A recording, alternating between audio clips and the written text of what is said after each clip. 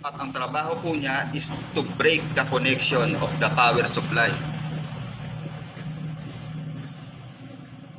and the load.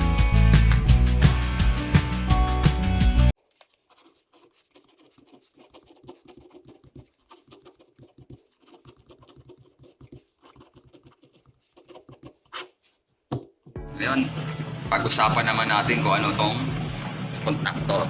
So, saan tayo ginagamit, no? Sa contactor naman tayo ngayon. So, ang contactor meaning niya is electromechanical that regulates the electrical current in high power settings. So, pang high power settings lang po to. May nakikita kayo dito ang dalawang contactor. Yan po ay para po sa ating motor pump. Yan po. Meron po siyang coil, housing, at contacts. So, meron po yung contacts. At ang trabaho po niya is to break the connection of the power supply and the load. So, yan po yung trabaho niya. I-break po niya yung power supply sa ating load. Ano ba yung load? Yung po ating motor pump. So, yung supply natin is yung 3-phase. So, kalimitan din po ng contactor is para sa 3-phase.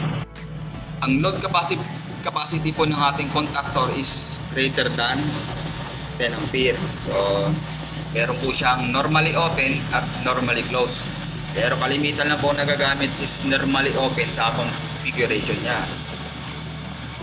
Sa kalimitang gamit talaga nito ang ating contactor. So, meron ginagamit po yan sa mga motor starter, capacitor bank switching, lighting control, at pati na rin po sa motor control. Ito po yung mga basic.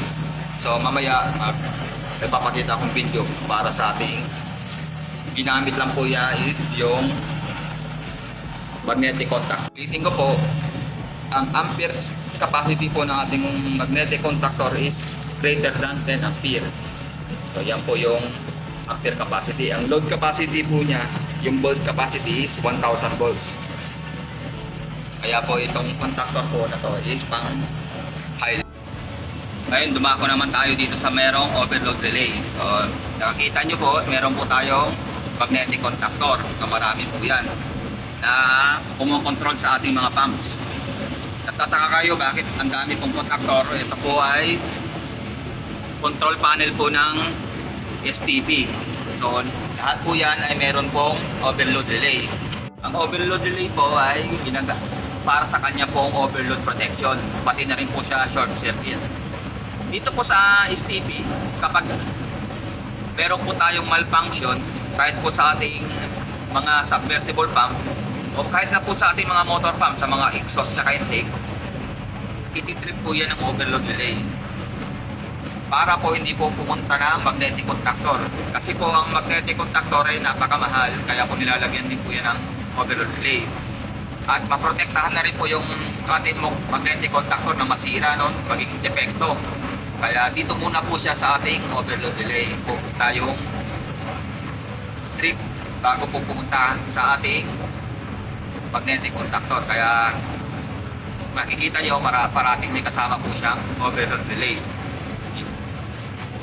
Sa kanina sa ating CPS, sa ating water system, so wala po siyang overload relay. Dito po sa ating sewer STP, meron po siyang overload relay.